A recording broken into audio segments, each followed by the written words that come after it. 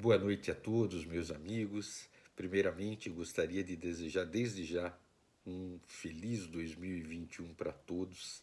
Que nós tenhamos um ano de muita paz, que nós tenhamos um ano de muita luz, mas um ano com muita saúde. E nós precisamos disso para que em breves dias podermos voltar, se Deus quiser, aos trabalhos presenciais no nosso Centro Espírita de Olindo Alves. Até lá, nós vamos aqui, como já dissemos anteriormente, nós vamos aqui conduzindo através dos vídeos, através das vibrações que são e serão feitas todas as segundas e todas as sextas-feiras.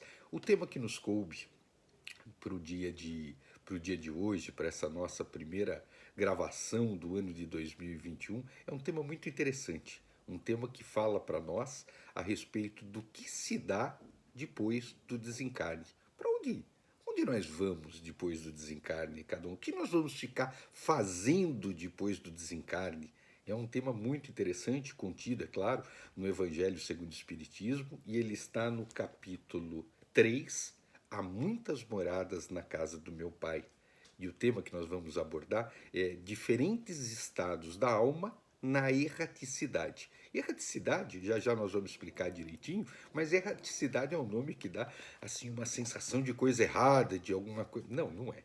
Nós vamos ver, na verdade, que é um período importantíssimo, um período de aguardo, mas nós vamos detalhá-lo daqui a pouco para uma compreensão bem maior, tá bem? Nós vamos ler só o primeiro parágrafo daqui do Evangelho e depois nós vamos tecer os comentários a respeito do tema de hoje, tá? Então diz o seguinte no Evangelho: a casa do Pai é o universo. As diferentes moradas são os mundos que circulam no espaço infinito, oferecendo aos espíritos desencarnados estações apropriadas ao seu adiantamento. Independentemente da diversidade dos mundos, essas palavras podem também ser interpretadas pelo estado feliz ou infeliz do espírito na erraticidade. Parar por aqui para que nós consigamos ter então um entendimento. Olha só, quando nós olhamos para o céu e a gente vê aquela infinidade de planetas, aquela infinidade de estrelas, muitas vezes a gente acha que aquilo foi colocado só para decoração, para os nossos olhos olharem para os céus e verem aquele brilho. Nós sabemos que não. Nós sabemos que, da mesma forma que nós temos um plano onde aqui há a vida, onde aqui tem um objetivo, por tratar-se de um plano de provas, um plano de expiações, nós sabemos que existem um sem número de outras moradas que se adequam, cada qual ao estágio evolutivo do espírito. Então, essa é a razão pela qual não há vida, a gente sabe disso, não há vida só nesse nosso plano. Aqui há vida na condição de encarnados, mas quando nós retornamos à espiritualidade, retornamos para um plano, vamos chamar assim, entre aspas, para um planeta que nos acolhe no período em que nós aguardaríamos o retorno para uma nova reencarnação. E é esse período que se chama erraticidade. Então eu vou defini-lo mais especificamente. Erraticidade é o nome que adotamos para indicar o tempo que o espírito, terminado uma experiência encarnatória, aguarda para reencarnar-se de novo. Então é o tempo, esse período de tempo, independente de para onde nós vamos considerar como o tempo do aguardo. Isso chama erraticidade. Significa período de tempo entre uma existência que terminou e outra que estará se iniciando. Não se refere a lugar, mas a tempo. Alguns metapsiquistas importantes, estudiosos da reencarnação, utilizam o termo intermissão. A gente usa, na verdade, erraticidade. O espírito, durante esse tempo, ele não fica à toa. Ele está vivendo sua vida normal de espírito. Ele está estudando, preparando-se, aprendendo, convivendo com outros espíritos, enquanto a hora do novo mergulho na carne não chega. Dizemos, portanto, que todos os espíritos sujeitos a novas encarnações, ou seja, reencarnações, portanto, aguardam-nas na chamada erraticidade. Todos nós. Erraticidade é, portanto, o tempo de espera. Seria a fila da reencarnação. Olha que interessante. Porque, veja só, todos nós desencarnamos, retornamos à espiritualidade. E nessa espera, é exatamente essa espera que chama erraticidade. Quando nós retornamos à espiritualidade, então dentro desse período chamado erraticidade, o que nós ficamos fazendo? Muitas vezes a gente ouve as pessoas dizerem o seguinte: ah, olha, ele descansou, ele acabou de desencarnar e agora ele descansou, ele estava precisando descansar. Descansar nada. A gente sabe que, é claro, quando nós retornamos à espiritualidade, dependendo do estado, da condição, digamos assim, melhor, do nosso desencarne, claro, nós vamos para um processo de recuperação, um processo de tratamento na espiritualidade. Às vezes, o desencarne decorrente de algum tipo de adoentamento, alguma coisa, faz com que haja necessidade de um período realmente de tratamento na espiritualidade. Mas tão logo nós nos façamos aptos à continuidade, lógico que nós vamos descer da cama, nós vamos descer da maca no tratamento, se no hospital estivermos, e não são todos os casos que requerem um tratamento dessa natureza, nós passamos a fazer aquilo que nós fazemos aqui. Nós seguimos a vida na espiritualidade. Ali nos é dada a oportunidade de, primeiro, como eu já disse, voltarmos à convivência com os espíritos, seres iguais a nós, muitos, às vezes, seres do nosso mais profundo afeto, que se anteciparam a nós no processo, na desencarnação, que desencarnaram antes de nós. Então, às vezes, nos deparamos, claro que tudo de acordo com o nosso merecimento. Tudo de acordo. Então, muitas vezes, temos a oportunidade de nos reencontrar com os nossos queridos e vamos, em ali estando, nos preparando para a próxima encarnação.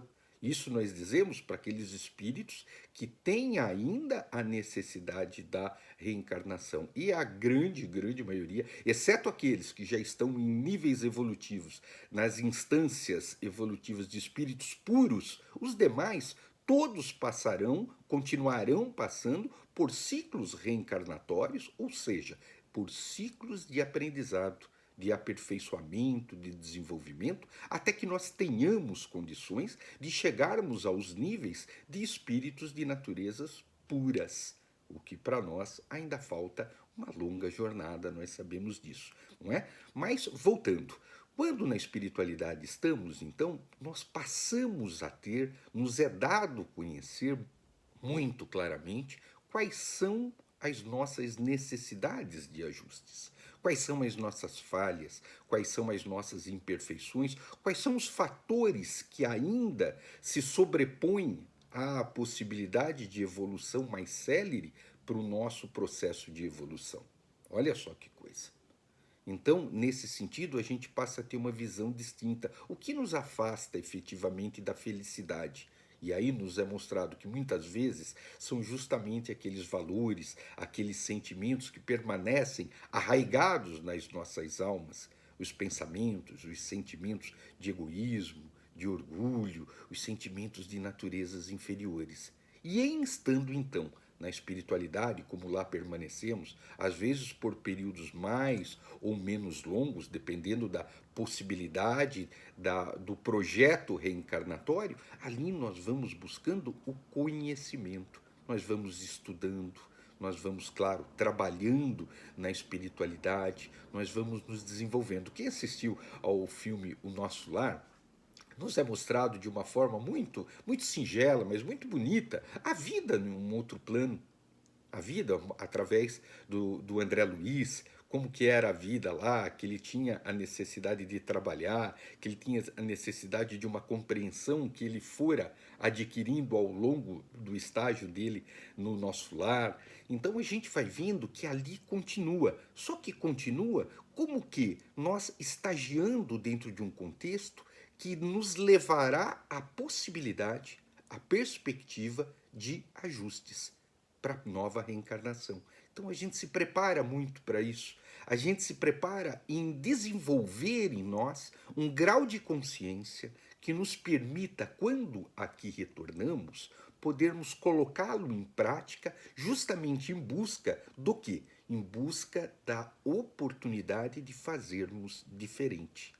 Essa é a grande questão. Então a gente retorna dentro de uma perspectiva de acerto. A gente volta porque lá nós nos preparamos. Lá nós soubemos das nossas dificuldades, o que foram, ou melhor, quais foram os fatores impeditivos do nosso crescimento, do nosso ajuste, da nossa evolução, que retardou, digamos assim, o nosso processo. E agora a gente retorna, poxa, sabedor que sou, do que foram os fatores que retardaram o meu processo de evolução, vou procurar fazer diferente. Então a gente reencarna. A gente reencarna e, em aqui estando, o livre-arbítrio, danado do livre-arbítrio, ele faz com que nós aqui façamos as nossas escolhas. Mas veja, essas escolhas, elas são única e exclusivamente de responsabilidade de cada um de nós. O período da erraticidade, ou seja, o período em que na fila, como nós dissemos, na fila da reencarnação lá nós estávamos nos preparando, fez com que nós tivéssemos condições de virmos novamente para realizar um processo de natureza contínua de progresso, de evolução. Essa é a razão pela qual disse sempre que jamais nos é dada uma oportunidade reencarnatória sem que nós tenhamos, de fato, condições de por ela passar. As provas, as expiações, o projeto existencial, ele é de uma sabedoria que foge até da nossa capacidade de compreensão. A espiritualidade maior, que administra o projeto reencarnação, ela nos insere dentro de um contexto que faz com que nós de verdade tenhamos todas as chances possíveis de ascensão. Se não conseguimos em outras existências, falhamos, claro, sempre por conta das nossas escolhas, sempre por conta do nosso livre-arbítrio, foi por escolha, pelos erros cometidos por cada um de nós, e não pelo fato de ser nos dada uma prova ou uma expiação que seja que estivesse acima da nossa capacidade de cumpri-la, de realizá-la. Então essa é a razão pela qual a gente sempre diz que jamais Deus daria a nós um fardo mais pesado que aquele que nós poderíamos de fato carregar. Se recebemos uma determinada prova, uma determinada expiação, um determinado gênero de exercício probatório, é sinal que aquele é o gênero mais adequado para o nosso progresso, para o nosso desenvolvimento, para a nossa evolução. Daí a gente fala assim, mas jamais na espiritualidade eu pediria para passar por uma situação dessa natureza, passar por essas provas, por essas expiações. Confesso a vocês, eu também muitas vezes já pensei isso, no sentido de que jamais eu pediria uma prova para mim, uma expiação. Não é bem assim, não é bem assim. Quando na espiritualidade estamos, o espírito ele passa a ter uma visão de natureza muito mais ampla. E ele percebe, na verdade, que esse curto espaço de tempo que nós passamos aqui nesse plano, digo curto espaço de tempo por uma razão muito simples. É que de verdade, perante a eternidade, perante a vida eterna de um espírito, é um tempinho desse tamanho. No entanto, é de suma importância que nós vençamos em nós o leque de imperfeições que ainda nos retém num plano com essas características. Então, muitas vezes nós imaginamos, eu não pediria aquela prova difícil. Lá estando, nós temos outros olhos. Nós observamos que talvez fosse mais importante ingerirmos um remédio mais amargo num determinado momento, mas com firmeza, com resignação, com coragem, passarmos por aquele período realmente firmemente confiantes da importância daquele período, daquele momento, confiantes de que Deus, por trás de tudo, principalmente na permissão do planejamento de uma reencarnação como essa a qual nós fomos destinados, um remédio mais amargo, mas com efeitos extremamente curativos, extremamente positivos para nós que ainda permanecemos tão adoecidos, via de regra, da alma. Então, ao passarmos pelas provas, pelas expiações, pelas dificuldades, que tem sempre o caráter pedagógico, nunca é punitivo. Às vezes, nós temos a ideia que ele venha a ser punitivo. Não, Deus pune. Deus não pune. Deus é amor, Deus é bondade. O caráter da aprovação, ele é pedagógico, ele é educativo, ele tem por objetivo fazer com que desenvolvamos a potencialidade do amor da qual nós temos inserida em nós e que muitas vezes nós a deixamos adormecida.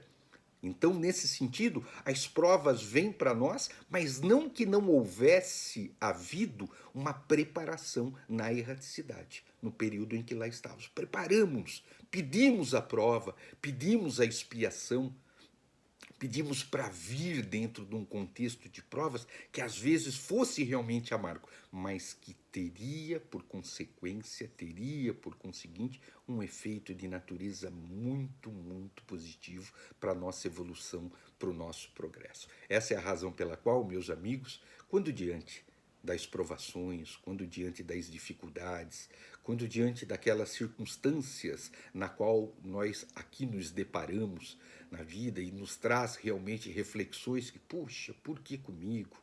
Puxa, por que passar por isso? Lembremos, no período que antecedeu o nosso retorno, nesse processo de quando na erraticidade, perdão, estávamos, ali pedimos, ali organizamos, ali tendo compreensão plena das nossas necessidades, pedimos o remédio mais adequado para as nossas provas, para as nossas expiações. Meus amigos, o tema de hoje é esse que nos convida a uma reflexão importante a respeito da vida de cada um de nós aqui e o quão ampla ela é.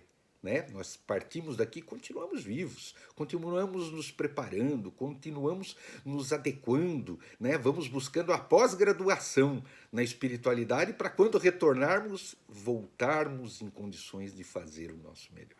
O tema de hoje, então, é esse. Eu agradeço muito a oportunidade de poder estar aqui mais uma vez nesse primeiro vídeo do ano. Agradeço a todos vocês que nos assistiram. Que Deus abençoe a todos. Em breve estaremos juntos novamente. Uma boa semana a todos e fiquem com Deus.